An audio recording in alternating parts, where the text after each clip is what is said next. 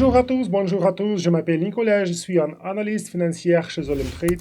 Les salutations, mes amis. Alors aujourd'hui, je vais vous expliquer et vous montrer comment ouvrir des transactions sur le Forex. Alors je vais ouvrir la plateforme pour vous. Voilà, ici. Alors, le Forex. Vous pouvez choisir l'instrument de trading Forex dans le coin supérieur gauche. Alors, c'est également là que vous pouvez trouver tous les différents actifs disponibles pour ouvrir des transactions sur la plateforme de trading en ligne Olim Trade. Maintenant, allons de l'avant et regardons du côté droit de la plateforme. Le Forex fonctionne différemment du FTT. Avec le Forex, notre profit provient de la distance parcours par le prix dans le sens de notre commerce. Ainsi, si nous pensons que le prix d'un actif augmenté, nous cliquerons sur le bouton haut et nous attendrons que le prix augmente dans la mesure du possible avant de clôturer notre transaction. De même, si nous pensons que le prix d'un actif va baisser, nous cliquerons le bouton bas et attendrons que le prix de l'actif baisse autant que possible avant de clôturer notre transaction. Par exemple, maintenant, je vais ouvrir la transaction. Alors, j'ai choisi la monnaie euro, le dollar américain, et je pense que cet actif va baisser. Alors, je vais ouvrir la transaction bas en Forex. Voilà. Contrairement au trading à temps fixé où le profit est fixé basé sur le pourcentage des taux de rendement, je vais revenir de Fixed Time Trade. Alors vous pouvez voir que il y a le taux de rendement ici. Oui, c'est 82% maintenant. Alors contrairement sur le Forex, notre profit dépend du mouvement de prix. La différence suivante que je viens de mentionner, c'est qu'avec le Forex, nous, les traders, décidons quand nous clôturons la transaction. Alors, ici est notre transaction. Alors, nous décidons quand on peut clôturer cette transaction. Voici quelques scénarios. Nous pouvons le faire manuellement. Cela signifie que nous surveillons le graphique et le mouvement de prix et que nous cliquerons manuellement sur le bouton de fermeture ou clôturer, vous pouvez voir, pour clôturer la transaction. Alors je vais fermer, clôturer mon transaction et je vais cliquer sur le bouton clôturer. Oui.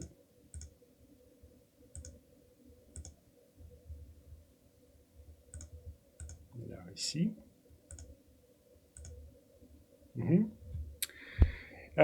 Ou il est également possible de définir un take profit et un stop loss. Par exemple, je vais ouvrir la transaction en bas parce que je pense que le prix de l'euro va baisser, va continuer à baisser. Alors, je vais ouvrir la transaction bas.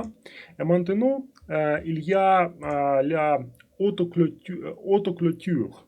Alors, le stop loss ou le take profit.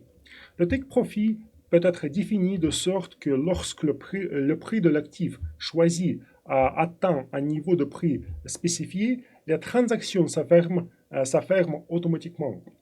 C'est utile pour ne pas manquer une opportunité rentable. Par exemple, je pense que, par exemple, j'attends que le prix va aller au bas jusqu'à cette jusqu'à cette prix, oui, jusqu'à cette citation. Et voilà, je peux choisir le take profit comme ça. Par exemple, plus 5 dollars.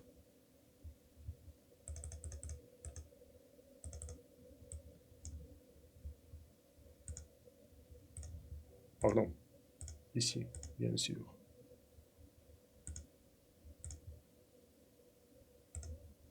Plus 5 dollars appliqués. Et voici, ici est mon take profit. Ici. Plus 5 dollars. Vous voyez que le prix est toujours en mouvement. Alors disons que nous ouvrons une transaction à nous et que le prix monte assez haut, mais nous regardons un graphique différent ou peut-être que nous sommes éloignés de l'ordinateur par exemple. Et puis le prix commence à redescendre et nous avons donc raté cette chance de clôturer la transaction et de percevoir notre profit. Alors dans ce cas, par exemple, nous sommes ouvriers la transaction en bas et voilà, vous pouvez voir que maintenant je ne peux pas manquer une opportunité si le prix touche cet niveau, mon transaction va être fermée automatiquement. Et l'option suivante est le stop loss. Maintenant, je pense que c'est le moment idéal pour vous rappeler qu'avec All Trade, vous ne pouvez pas perdre plus que le montant de votre transaction. Le montant de votre transaction. Quel que soit le montant que vous avez déposé sur votre compte. Et ainsi, mon stop loss sera automatiquement fixé par défaut au montant de notre trade. Si j'entre dans mon commerce pour, par exemple, 100 dollars, par exemple, je vais ouvrir la transaction, bas avec 100 dollars, mais je suis sur le compte démo, comme ça. Mon stop loss sera fixé à minus 100 dollars. Mais ce que nous pouvons également faire, c'est ajuster le stop loss pour minimiser nos pertes. Par exemple,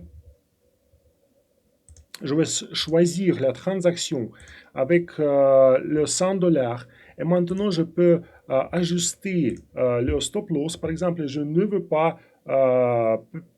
pas perdre, par exemple, plus que, je ne sais pas, juste 10 dollars. Alors, ou je ne sais pas, 20 dollars. 20 dollars. Et maintenant, je vais appliquer mon stop loss avec minus 20 dollars, comme ça. Et voilà, vous pouvez voir que maintenant, sur le graphique, il y a une ligne rouge avec minus 20 dollars. Alors, si le prix touche cet niveau, mon transaction va être fermée automatiquement et je vais perdre juste 20 dollars. Juste 20 dollars. Parlons maintenant du multiplicateur. Le multiplicateur est un ratio financier qui nous permet d'augmenter le montant de nos échanges par un facteur de 50, 100, 200 ou 500. La façon dont cela fonctionne est que plus le multiplicateur est petit, moins il y a de risques et moins de profit potentiel. Comme ça, oui. Plus le multiplicateur est élevé, plus le risque est élevé et plus le profit potentiel est élevé. Vous pouvez voir comme ça, par exemple, oui. Alors, le risque est en bas, mais est en haut, oui. C'est le risque maximum. Je suis sur le point de vous montrer les différences sur le compte démo, car je pense que visuellement, c'est le moyen le plus simple de comprendre ce que je veux dire.